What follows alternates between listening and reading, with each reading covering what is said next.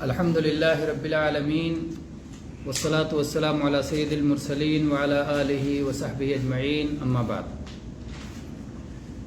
میرے بھائیوں، ایمان کے ارکان سے متعلق بات اور درس، ہمارا سلسلے وار درس جو عقیدہ سے ہے ہو رہی تھی، اس پر یعنی ہم نے اللہ پر ایمان سے متعلق گفتگو کی، تفصیل نہیں بتائی۔ یہ ہوا کہ بعد میں انشاءاللہ اس کی تفصیل بتائیں گے، اللہ پر ایمان کے بارے میں تفصیل بعد میں بتائیں گے۔ اس کے بعد میں فرشتوں پر ایمان کے بارے میں بہت تفصیل سے بات ہوئی۔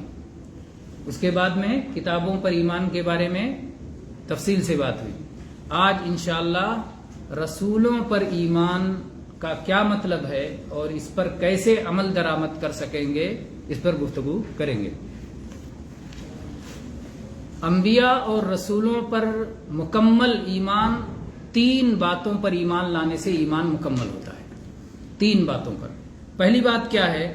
پہلی بات یہ ہے کہ ہم اس بات پر ایمان لائیں کہ اللہ تعالیٰ نے ہر امت میں اور ہر قوم میں رسول بھیجا ہے۔ اللہ نے ہر امت میں ہر قوم میں اپنا رسول بھیجا ہے جو انہیں توحید کی طرف بلاتے تھے اور شرک سے روکتے تھے۔ سارے نبیوں کی دعوت ایک ہی تھی نا۔ سارے نبی، سارے پیغمبر، سارے رسول، سارے رشی منی، اللہ کے دودت جو بھی آتے تھے، اللہ کا سندیش لانے والے، سب کا سندیش ایک تھا کہ اسی ایک اللہ کی عبادت کرو اور اس کے ساتھ کسی کو ساجھی نہ بناؤ، شریک نہ بناؤ، اسی ایک کی عبادت کرو۔ یہ سب کی دعوت تھی اور یہ ہر جگہ آئے، ہر قوم میں آئے۔ کوئی جگہ ایسی نہیں ہے کہ جہاں یہ سندیش پہنچانے والے، یہ پیغام پہنچانے والے آئے نہ ہوں۔ تو نبی پہ ایمان لانے میں، رسول پہ ایمان لانے میں پہلی بات کیا ہے کہ ہم یہ مانیں کہ ہر جگہ، ہر قوم میں اللہ کے رسول آئے ہیں اور اللہ کا یہ سندیش پہنچانے کے لیے آئے ہیں کہ صرف ایک اللہ کی عبادت کرو اور اس کے ساتھ شرک نہ کرو۔ سب سے پہلے رسول نوح علیہ السلام ہیں اور سب سے آخری رسول محمد صلی اللہ علیہ وسلم ہے۔ پہلے رسول نوح علیہ السلام اور آخری رسول محمد صلی اللہ علیہ وسلم ہیں، اور یہ سب کے سب کیا ہوتے تھے؟ بشر ہوتے تھے، انسان ہوتے تھے۔ بشر اور انسان ہوتے تھے، کوئی الگ سے نہیں ہوتے تھے۔ ہم آپ کیا ہیں؟ بشر ہیں، انسان ہیں۔ تو یہ رسول بھی بشر اور انسان ہوتے تھے۔ اللہ تعالیٰ نے ان کو بندوں پر رحم و کرم کرنے کے لیے بھیجا اور بندوں پر اپنی حجت قائم کرنے کے لیے بھیجا۔ کوئی عذر نہ رہے بعد میں کسی کے پاس کہ مجھے تو کوئی بتانے کے لیے نہیں آیا کہ پیدا کرنے والے کی عبادت کرو۔ بعد میں کوئی یہ نہ کہہ پائے۔ اس لیے یہ پیغام ہر ایک تک اللہ کے نبیوں نے، اللہ کے رسولوں نے پہنچایا۔ اور یہ نبی جو بھی آتے تھے، جہاں بھی آتے تھے، اللہ کی جانب سے مکیف شعیبہ ظاہر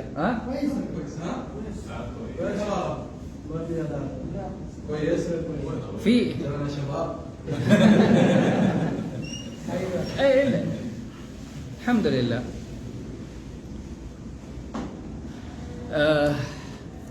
اور یہ نبی جو کچھ بھی پہنچاتے تھے، اپنی بات جو بھی قوموں کے سامنے رکھتے تھے، اس میں بالکل سچے تھے۔ نبی پورے سچے تھے۔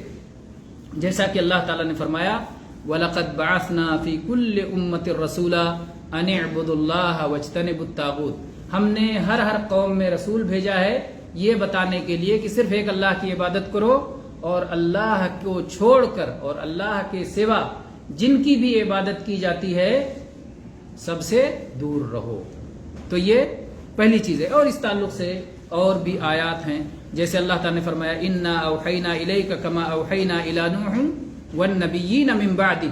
ہم نے آپ کی طرف وحی کی اور آپ سے پہلے ہم نے آپ کی طرف ویسے ہی وحی کی جیسے نوح علیہ السلام کی طرف وحی کی تھی اور جیسے اور نبیوں کی طرف ہم نے وحی کی۔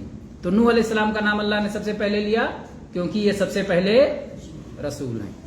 اس کے بعد اللہ تعالیٰ نے فرمایا ایک اور صورت میں، رسلا مبشرین ومنذرین لئلا یکون للناس علی اللہ حجۃ بعد الرسل۔ رسول آئے خوشخبری سنانے کے لیے رسول آئے ڈر سنانے کے لیے، تاکہ رسولوں کے آ جانے کے بعد لوگوں کے پاس کوئی حجت باقی نہ رہے۔ اللہ کے پاس کوئی یہ نہیں کہہ پائے گا کہ یا اللہ تیرا سندیش مجھے نہیں ملا، تیرا پیغام مجھے نہیں ملا، کیونکہ رسول آ کے پیغام پہنچا چکے ہیں۔ تو یہ رہی پہلی بات، رسولوں پر ایمان لانے میں پہلی بات کیا رہی کہ ہر قوم میں، ہر امت میں رسول آئے ہیں۔ دوسری بات کیا ہے؟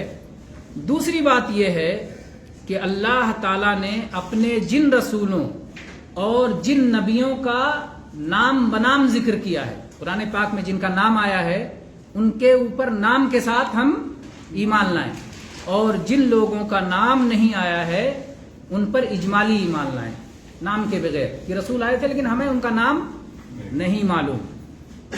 تو جن کا نام معلوم ہے اور ان جن لوگوں کا نام معلوم ہے ان میں 5 رسول کون ہیں؟ اولو العزم، اولو العزم رسول ہیں۔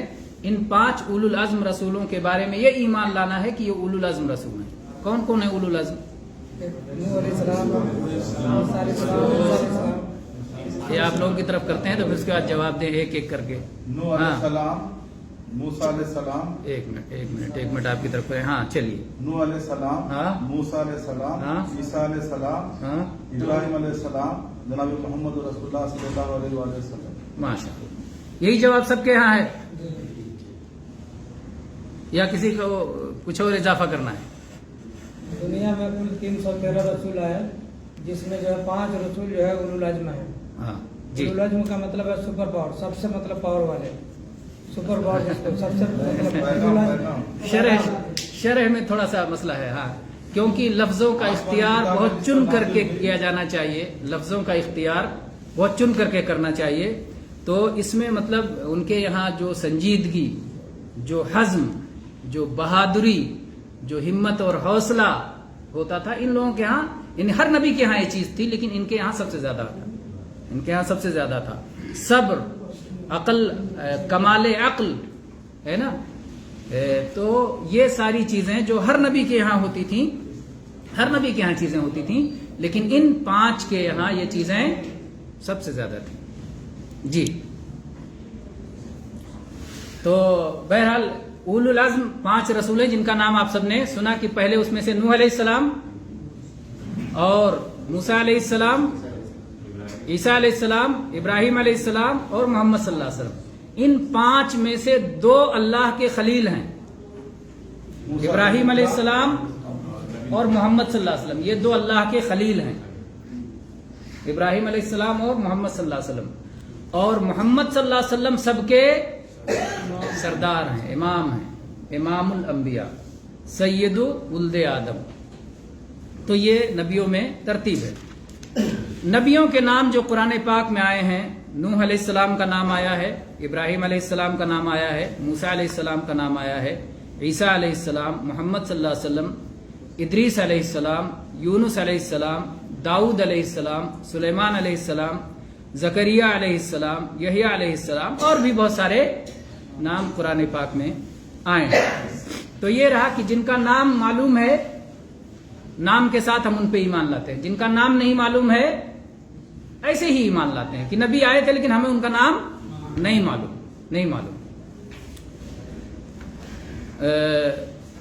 اللہ تعالیٰ نے قرآن پاک میں یہ بات بھی بتائی ہے، وَلَقَدْ أَرْسَلْنَا رُسُلًا مِّن قَبْلِكَ مِنْهُمْ مَنْ قَصَصْنَا عَلَيْكَ، ہم نے آپ سے پہلے بہت سے رسول بھیجے، کسی کسی کا قصہ ہم نے آپ سے ذکر کیا ہے اور کسی کا قصہ ذکر نہیں کیا ہے۔ تو قرآن پاک میں سارے نبیوں کا قصہ نہیں ہے۔ تو اگر کسی قوم میں کوئی نبی ہیں جن پر کوئی ایمان لایا ہے، مثال کے طور پر آپ ایک جزیرہ لے لیتے ہیں، جاپان جزیرہ ہے، جاپان میں بھی نبی آئے ہوں گے، لیکن جاپان میں کون نبی آئے ہم کو نہیں معلوم۔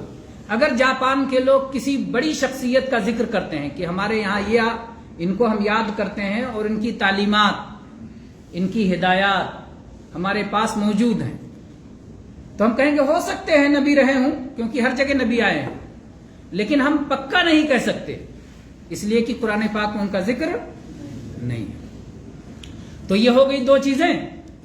تیسری چیز یہ ہے کہ ہم اس بات پر ایمان رکھیں کہ جتنے بھی اللہ کے نبی اور رسول آئے سب کا عقیدہ ایک تھا، سب کا عقیدہ ایک تھا، لیکن شریعتیں الگ الگ تھیں۔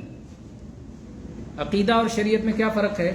عقیدہ جس پر ایمان لایا جاتا ہے، جیسے اللہ ایک ہے، صرف اسی کی عبادت ہونی چاہیے، اس میں کسی نبی کے ہاں کوئی اختلاف نہیں تھا، سب کہتے تھے عبادت ایک اللہ ہی کی ہونی چاہیے۔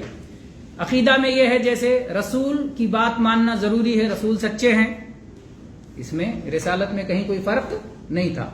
مرنے کے بعد سب کو حساب کتاب دینا ہے، جو اچھے کام کرے گا اس کو اچھا بدلہ ملے گا، جو برا کام کرے گا اس کو برا بدلہ ملے گا، یہ عقیدہ کی چیز ہے۔ اس میں سارے نبی ایک تھے، کوئی نبی یہ نہیں کہتا تھا کہ اچھا کام کرو گے تو تم پر برا بدلہ ملے گا، نا، سارے نبی یہی کہتے تھے اچھا کام کرو گے اچھا بدلہ ملے گا، برا کام کرو گے برا بدلہ ملے گا۔ تو عقیدے میں سارے انبیاء کا عقیدہ ایک تھا، شریعت الگ الگ تھی۔ صلاح کا طریقہ کسی نبی کے ہاں کچھ تھا، کسی نبی کے ہاں کچھ تھا، صوم کا طریقہ کسی کے ہاں نبی کے ہاں کچھ تھا، کسی نبی کے ہاں کچھ تھا، حج کا طریقہ کسی نبی کے ہاں کچھ تھا، کسی نبی کے ہاں کچھ تھا۔ تو جو شریعت ہے، جو قوانین ہیں، قانون رہنے کے، زندگی گزارنے کے جو طریقے ہیں، وہ الگ الگ تھے۔ شریعت میں مثال کے طور پر بہن سے نکاح کرنا ابھی حلال ہے کہ حرام؟ بہن سے نکاح کرنا حرام ہے، لیکن آدم علیہ السلام جب آئے تب جائز تھا، حلال تھا۔ آدم علیہ السلام اکیلے تھے، ان کی بیوی حوا علیہ السلام، ان سے جو بیٹے پیدا ہوتے تھے، بیٹیاں پیدا ہوتی تھی، وہ آپس میں نکاح کرتے تھے، نہیں نکاح کرتے دنیا آگے کیسے بڑھتی؟ تو اس وقت جائز تھا۔ تو یہ شریعت کا مسئلہ ہے، یہ عقیدے کا مسئلہ نہیں ہے۔ تو شریعت نبیوں کی الگ الگ تھی۔ یوسف علیہ السلام کو ان کے والد نے، ان کی والدہ نے، ان کے بھائیوں نے سجدہ کیا، سب نے سجدہ کیا۔ آج کسی انسان کے لیے سجدہ کرنا جائز ہے؟ ناجائز ہے، حرام ہے۔ آج کوئی کسی کو کہے کہ اس کے آگے جا کے ماتھا ٹیکو، اس کو سجدہ کرو، وعلیکم السلام، تو کیا کہیں گے؟ سجدہ کر رہے انسان کو سجدہ کرنا حرام ہے، سورج کو سجدہ کرنا حرام ہے، چاند کو سجدہ کرنا حرام ہے، اللہ کو چھوڑ کر کسی اور کے آگے سجدہ کرنا حرام ہے۔ تو یہ شریعت کا مسئلہ ہے، کبھی حلال تھا اور کبھی حرام ہے۔ تو شریعتیں الگ الگ ہیں، لیکن عقیدہ ایک ہے، عقیدے میں کبھی کوئی فرق نہیں ہے۔ اس کی دلیل ایک تو حدیث ہے اور ایک قرآن پاک کی آیت، اللہ تعالیٰ نے فرمایا لِكُلٍّ جَعَلْنَا مِنْكُمْ شِرْعَةً وَمِنْهَاجًا، ہم نے ہر ایک کے لیے الگ الگ شریعت اور الگ الگ طریقہ بنایا ہے۔ اور آخری بات، اسی پر چل کے آج کا درس انشاءاللہ ختم کر دیں گے، وہ بات یہ ہے کہ سب سے آخری نبی محمد صلی اللہ علیہ وسلم کے آ جانے کے بعد سارے انسانوں اور سارے جناتوں اور زمین پہ جو بھی بستے ہیں سب پر فرض ہے کہ محمد صلی اللہ علیہ وسلم پر ایمان لائیں، کیونکہ محمد صلی اللہ علیہ وسلم آخری رسول ہیں، اللہ نے آپ کو بھیجا ہے۔ اور اس کی آیت پہلے، اس سے پچھلے ہفتے میں، اس سے پہلے کتابوں میں بھی یہ آیت ذکر کی جا چکی ہے، سورہ اعراف کی آیت نمبر 158۔ اللہ تعالیٰ نے فرمایا قُلْ يَا أَيُّهَا النَّاسِ إِنِّي رَسُولُ اللَّهِ إِلَيْكُمْ جَمِيعًا، اے اللہ کے نبی آپ اعلان کر کے سب سے کہہ دیجئے کہ میں تم سب کی طرف اللہ کی جانب سے بھیجا ہوا ہوں، اللہ نے مجھے تم سب کی طرف اپنا رسول بنا کے بھیجا ہے۔ الذی لہ ملک السماوات والارض، وہ اللہ جو زمین و آسمان کا بادشاہ ہے، اس اللہ نے بھیجا ہے۔ لا الہ الا ہو، اس اللہ کے سوا کوئی عبادت کے لائق نہیں ہے۔ یحیی و یمیت، موت اور زندگی اسی اللہ کے ہاتھ میں ہے۔ فآمنوا باللہ ورسولہ النبی الأمی الذی یؤمن باللہ وکلماتہ واتبعوہ لعلکم تہتدون، ایمان لاؤ اس رسول پر، ایمان لاؤ اللہ پر اور اس کے رسول پر جو نبی تھے، جو پڑھے لکھے نہیں تھے اور اللہ پر ایمان رکھتے تھے، اللہ کے کلمات پر ایمان رکھتے تھے، اور ان کی پیروی کرو، ان کے پیچھے چلو، ان کو فالو کرو تاکہ تم صحیح راستے پر رہو۔ محمد صلی اللہ علیہ وسلم پڑھے لکھے نہیں تھے، امی تھے، امی مطلب پڑھنا لکھنا نہیں جانتے تھے، لیکن انہوں نے قرآن دیا ہم کو۔ کس کے دینے سے دیا؟ اللہ کے دینے سے دیا، کہ اللہ نے یہ کتاب دی ہے اور یہ کتاب پر ایمان لانا ہے، اور محمد صلی اللہ علیہ وسلم جو جو کہیں آپ کی بات ماننا ہے، اور آپ کے بتانے کے مطابق اپنی زندگی گزارنی ہے، اپنا جیون بتانا ہے۔ تو بہرحال اور یہ بات بھی جان لیں کہ اس سے پہلے جتنے بھی رسول آئے، نبی آئے، پیغمبر آئے، اگر کوئی ان پر ایمان رکھتا تھا، محمد صلی اللہ علیہ وسلم کے آ جانے کے بعد محمد صلی اللہ علیہ وسلم پر ایمان لانا ضروری ہے۔ پرانے نبی پہ ایمان چھوڑ کے نہیں، نبی پہ تو ایمان چھوڑنا ہی نہیں ہے نا، کیونکہ ہر نبی نے کہا تھا ایک آخری نبی آئیں گے جن پر ایمان لانا ہے۔ تو محمد صلی اللہ علیہ وسلم پر ایمان لانے کا مطلب یہ ہے کہ ہم اپنے نبی پر بھی ایمان لا رہے ہیں، اپنے نبی سے الگ نہیں ہو رہے ہیں۔ تو محمد صلی اللہ علیہ وسلم پر ایمان لانا اپنے نبی کو چھوڑنا نہیں ہے۔ اللہ کے نبی صلی اللہ علیہ وسلم نے فرمایا، صحیح مسلم کی حدیث ہے 153 نمبر، والذی نفس محمد بیدہ لا يسمع بی احد من هذه الامہ یہودی ولا نصرانی ثم يموت ولم يؤمن بالذی ارسلت به الا كان من اصحاب النار۔ اس ذات کی قسم جس کے ہاتھ میں محمد صلی اللہ علیہ وسلم کی جان ہے۔ محمد صلی اللہ علیہ وسلم کی جان کس کے ہاتھ میں تھی؟ اللہ کے ہاتھ میں۔ محمد صلی اللہ علیہ وسلم جب کسی بڑی بات پہ قسم کھاتے تھے تو یہی قسم کھاتے تھے، اس ذات کی قسم جس کے ہاتھ میں میری جان ہے۔ یعنی محمد صلی اللہ علیہ وسلم کو بہت سارے لوگ کہتے ہیں مالک و مختار ہے، محمد صلی اللہ علیہ وسلم جو چاہیں کریں، ایسا نہیں ہے میرے بھائی۔ محمد صلی اللہ علیہ وسلم مالک و مختار نہیں تھے۔ مالک کون ہے؟ اللہ ہے۔ ساری چیزوں کا اختیار کس کے ہاتھ میں ہے؟ اللہ کے ہاتھ میں۔ محمد صلی اللہ علیہ وسلم کی جان کے مالک بھی اللہ تعالی ہی آپ کی جان کا مالک۔ تو آپ نے فرمایا اس ذات کی قسم جس کے ہاتھ میں محمد صلی اللہ علیہ وسلم کی جان ہے، میرے بارے میں اس امت کا جو آدمی بھی سنے، چاہے وہ یہودی ہو چاہے وہ نصرانی ہو۔ یہودی نصرانی کی مثال کیوں ذکر کی گئی؟ اس لیے کہ یہودی موسیٰ علیہ السلام پر ایمان لانے کا دعویٰ کرتے ہیں اور نصرانی عیسیٰ علیہ السلام پر ایمان لانے کا دعویٰ کرتے ہیں، اور ہمارا ایمان ہے کہ موسیٰ علیہ السلام بھی اللہ کے نبی تھے اور عیسیٰ علیہ السلام بھی اللہ کے نبی تھے۔ لیکن ان نبیوں پر ایمان لانے کا دعویٰ کرنے والے بھی اگر محمد صلی اللہ علیہ وسلم پر ایمان نہ لائیں تو ان کا کوئی بھی عمل اللہ کے یہاں قبول نہیں ہوگا۔